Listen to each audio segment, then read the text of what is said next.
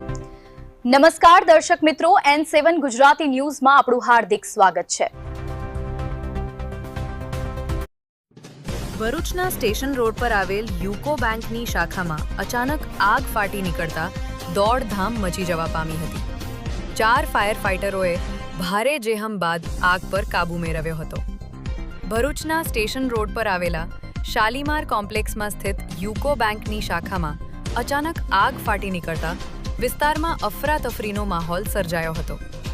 આગમાંથી નીકળતા ધુમાડાના ગોટે ગોટા દૂર સુધી નજરે પડતા સ્થાનિક લોકોમાં ભય ફેલાયો હતો। ઘટનાની જાણ થતાં જ ભરૂચ નગર સેવા સદનના ફાયર ફાઇટરો તાત્કાલિક સ્થળ પર પહોંચી ગયા હતા। લગભગ 4 ફાયર ફાઇટરોએ પાણીનો મારો ચલાવી આગ પર કાબૂ મેળવ્યો હતો, જેના કારણે વધુ નુકસાન ટળ્યું હતું। પ્રાથમિક માહિતી અનુસાર બેંકમાં રહેલ મહત્વપૂર્ણ દસ્તાવેજો આગમાં બળી ખાખ થઈ ગયા છે। આગ લાગવાનું મુખ્ય કારણ શોર્ટ સર્કિટ હોવાનું અનુમાન વ્યક્ત કરવામાં આવી રહ્યું છે, જો કે હજી સુધી સત્તાવાર રીતે કારણ સ્પષ્ટ થયું નથી। સદનસીબે આ ઘટનામાં કોઈ જાનહાનિ નોંધાઈ નથી। આગ લાગવા પાછળનું ચોક્કસ કારણ જાણવા માટે વધુ તપાસ હાથ ધરવામાં આવી રહી છે। આ હતા અત્યાર સુધીના મહત્વના સમાચાર।